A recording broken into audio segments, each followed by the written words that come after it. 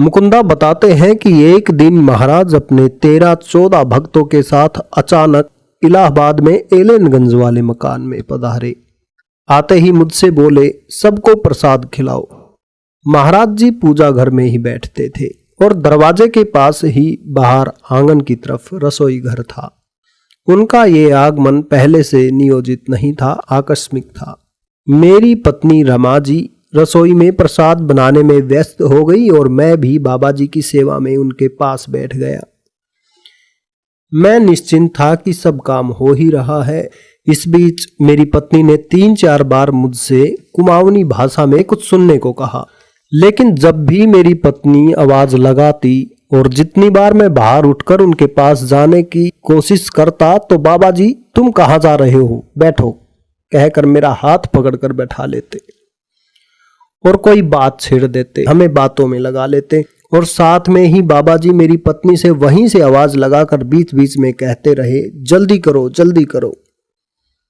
दादा रसोई घर में मेरी पत्नी के पास खड़े थे कि अगर प्रसाद तैयार हो जाए तो महाराज जी के पास ले जाएं। उसी समय अचानक दादा जोर से बोले, ये क्या कर रहे हैं बाबा? अभी रमा ने हाथ जला लिया था अपना। तब बाबा जी हंसकर बोले, अच्छा अच्छा बनाने दो। बाद में पता चला कि बाबा जी की जल्दी जल्दी में रमा तवे में रोटी पड़ी समझकर उसे उलटने के लिए खाली गर्म तवे में ही हाथ डालने जा रही थी। तब ये बात कही। अब प्रसाद बनता रहा और सबको बंटता रहा। बाबा जी अपनी थाली में खाते खाते दूसरों को भी रोटियां देते जा रहे थे, खासकर कन्हैया लाल जी को। प्रसाद पूरा हुआ, बाबा जी उठकर चलने लगे तो अन्य सब भक्त भी उठकर साथ चलने लगे। मैं जल्दी से रसोई घर में पहुंचा कि प्रसाद पाकर बाबा जी के साथ जाऊं। मेरी पत्नी ने गुस्से से कहा कि कितना बुलाया आपको, सुनते ही नहीं हो। केवल आधा सेर आटा होगा मेरे पास और इतने लोग थे खाने वाले। घबराहट में गरम गरम तवे में ही हाथ देने जा रही थी मैं। वो तो दादा ने हाथ पकड़ लिया। बच्चे भी स्कूल चले गए, नहीं तो उन्हीं से मंगा लेती आटा।